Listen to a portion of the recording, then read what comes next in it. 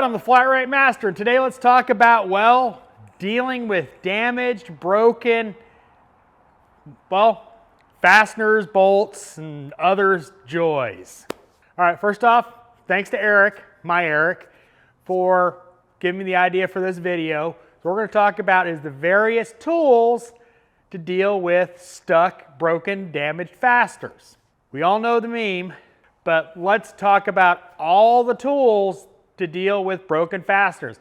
We all know that meme that you're, 2 days away from, heck for the one broken fastener. So first off, we gotta talk to big boys. We gotta talk heat. The oxyacetylene, the blue wrench, the torch. I think every shop ever should have a torch kit. Because, well, heat fixes a lot of issues. Here in Georgia, we still deal with rust and stuck fasteners, just like y'all Yankees do, but the difference is, well, y'all bring your junk here. So we get to deal with it too, just not as much.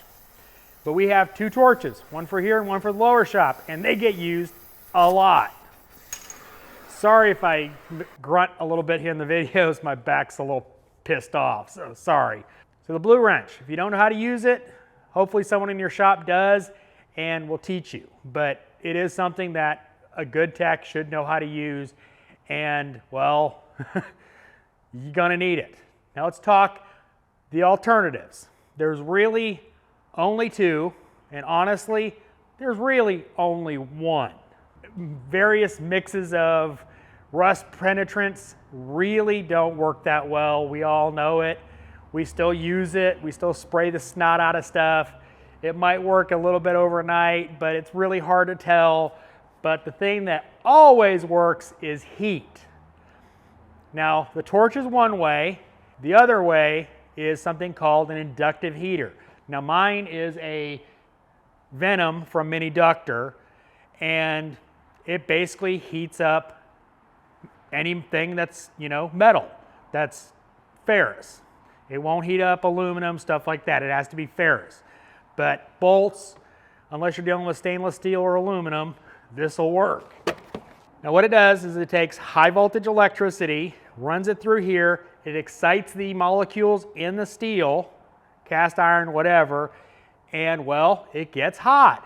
Really useful, especially in sensitive areas, gas tanks, stuff like that, where you don't want to use a torch.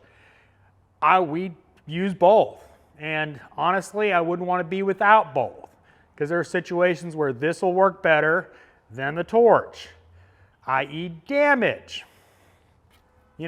This used to be a Georgia license plate. That hole hurt a lot.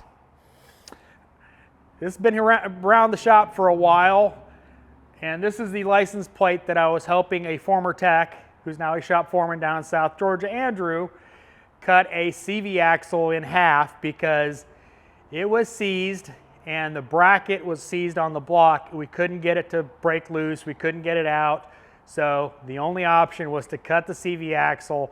Once we did that, it was really easy to get the support bearing to come out. But that was kind of the only way. That was a chunk of CV axle that burned through the tag and, well, burned through me. Ouch. Yeah, that hurt. I had a scar for about 1.5 years, but got to keep going, so I did. But that is a good tip. License plates make good shields for stuff you don't want to get burnt readily. Use it a lot for when you have to torch around CV axles, stuff like that, so you don't burn the boots. So I hope you found this informative. As always, thanks for watching. I am the Flat Rate Master.